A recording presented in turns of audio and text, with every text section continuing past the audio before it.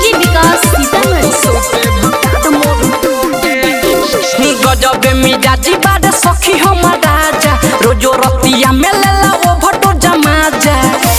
अरे का कही रे गजब मिजाजी बारे सखी हमर राजा रोजो रतिया में लेला ओ भटो जमाजा। गतर गतर जब टूटेला देहिया तबे तो भोरवा होके। गतर गतर जब टूटेला देहिया तबे तो भोरवा होके। बिसलेरी से जो बना धोके रोज सूते भटाड मोर डोके। बिसलेरी से जो बना धोके रोज सूते भटाड मोर डोके। बिसलेरी से जो बना धोके डीजे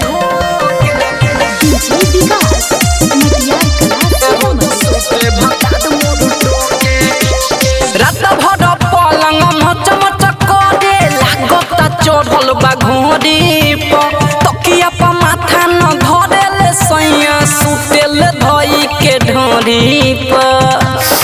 अरे लागत मुआदी रे रात भर पलंग मच मच करे लागता चढ़ल बा घोड़ी पर। तकिया पर माथा न धरेले सैया सुतेल धई के ढोरी पर।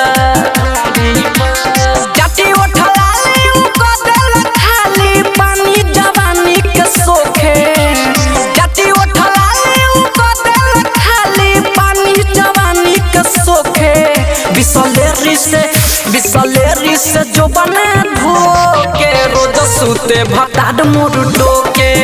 बिसलेरी से जो बना धोके रोज सूते भटाड मोर डोके।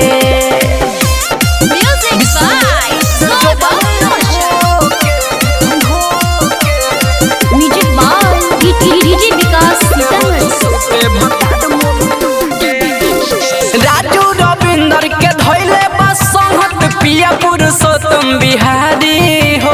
का जाने कौन इल्म सिखैले देले बा पूरा बिगाड़ी हो।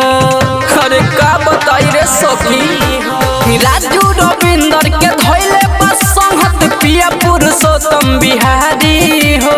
का जाने कौन इल्म सिखैले देले बा पूरा बिगाड़ी हो।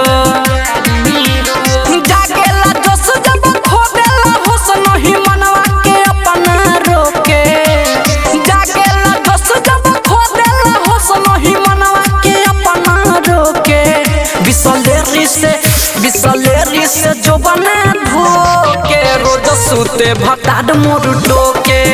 बिसलेरी से जो बना धोके रोज सूते भटाड मोर टोके रे। सहर्ष रिकॉर्डिंग स्टूडियो भूतही चौक सीतामढ़ी।